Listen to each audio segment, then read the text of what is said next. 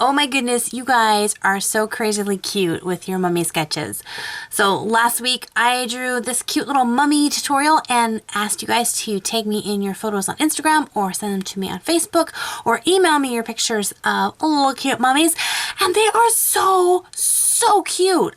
And along with that, you guys were also requesting some other fun, cute tutorials on some other different monsters. So I thought we would just add to our cute little mummy on this picture and add a couple of friends. So let's get started. Pencil and some paper, and the best part is having lots of fun with art a la carte. So what I'm going to go ahead and do, and if you have not seen this mummy tutorial yet, definitely I'll put a link to that in the description box below. But what I'm going to do is very quickly just draw up the same exact base that I had. So let me go ahead and do that really quickly here. Okay, so we have our little base there. And what's so fun about this is this cute little cartoon base can be used for so many different things and different characters. And we're just going to add some little extra features on there to make this one just special and unique. So the first thing I'm going to do is I'm going to square out the head a little bit. So I'm going to bring this jaw across and up. And instead of wrapping around, I'm just going to kind of go straight up because we're going to do a little cute Frankenstein. So we want a little square head there. And then for the top of his head, we're just going to have it just ever so slightly kind of come down in the middle. And this is his hairline here. And then you can kind of add some spikes on the top for his hair. However you want to do that. All right, and then what I'm going to do is on the sides of both his head, I'm going to put a little box, the little bolts on the side of his neck there. And then go ahead and add in his facial features. Now the fun thing with Frankenstein is obviously he was a creature made up of a whole bunch of different people. So giving him two different kinds of eyes is kind of fun. So one, I'm just going to give him just a round, just circle eye. And this one over here, I'm going to give him a curly Q eye. So similar, but just enough different that it just adds a little something right there. And then I'm going to give him just a little mouth, nothing too big, just so he can be like, so for his shirt, I'm going to go ahead and kind of give him just like a little tattered clothes look coming down here with this little shirt. And you could put even little patches on there and some stitch marks for the little patches. And then same thing with his little shirt, just kind of come out and then just little zigzag lines for the little tears in his shirt.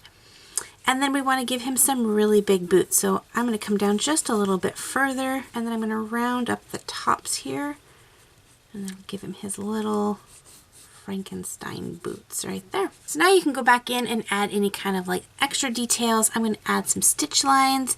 So I'm going to have this one kind of come down right across the eye and then just put in some stitches there.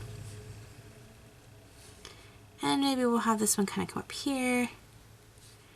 And we'll have another one coming down over here. And you could just put these however randomly you want. You could have as many, or you don't have to have any if you don't want to. I'm going to go ahead and just ink him in really quickly with my Sakura Micron pen. And I have a lot of people ask me, do you have to use a Sakura Micron? No, you definitely don't.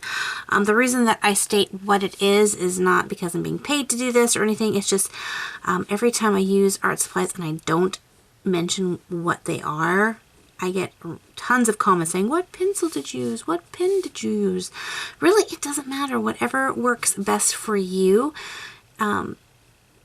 If you practice and draw a lot, you can do some amazing stuff with any kind of art supply. But you can also have the most expensive art supplies, but if you don't practice, it's not going to help you out at all. So I say more than having an expensive pencil or pen or ink set or markers or anything like this, is that you need to be committed to practicing, even if it's just cute little sketches like this. Something like this every day is really going to help you in your art. And there we go, our cute little Frankenstein and mummy. So you could definitely go in and add in some extra shading or shadowing. I'm going to color in his hair a little bit. You could add some actual color, whip out your green color pencils or markers and color up his skin a little bit there. Whatever you want to do is super fun. So he's a little bit more detailed than the mummy, but still with practice, he's super fun to draw. I can't wait to see what you guys do with this little mummy. One of you guys, I loved it, put a little bow tie on the mummy. So cute. Okay, I have room enough for one more little scary friend. So this one I want to put a little witch. So I'm going to draw the exact same base, just like that. So same base as these three. But what I'm going to do is halfway across her face, I'm going to draw this kind of really slightly bent line. So you can see it just curves up ever so slightly at the top. And then from the edges, I'm going to bring those up just a little bit. And then I'm going to bring another line across here so it makes this kind of band on her hat. And then I'm going to put this little cone on top.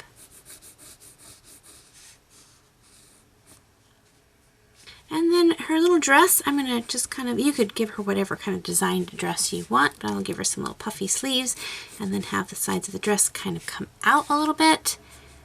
And then wrap around. And again, this line I'm not going to have a straight line across. This time I'm going to have it bend down just a little bit, and that'll make it look like it's kind of coming towards us a little bit. And then you'll just see kind of her little feet tucked in underneath, and you can put some little shoes on there. Her little face and hair in here, so I'll give her 2 little circles for her eyes and a sweet little smile. And I'm going to give her a ponytail, so I'm going to just wrap some hair around the side there. So there's her face. So I make these 2 little loops here, and those are where her ponytails will be. So I'll put little ties right there, and then little ends for hair right there. Now the last detail I'm going to do, and totally optional, I'm going to put a little buckle on her hat. So I'm going to put this kind of square right here with a smaller square inside, and then just wrap a band around that, just to give her a little added extra detail. All right, all that's left is add some ink to her, and we will have our done drawings. And there we go. Well, this is the last spooky drawing that I'm going to be doing for my Halloween themed. So thank you everyone who gave good suggestions for drawings to do. Thank you guys for hanging out with me. And until next time, God bless you guys, and we'll see you later. Bye-bye.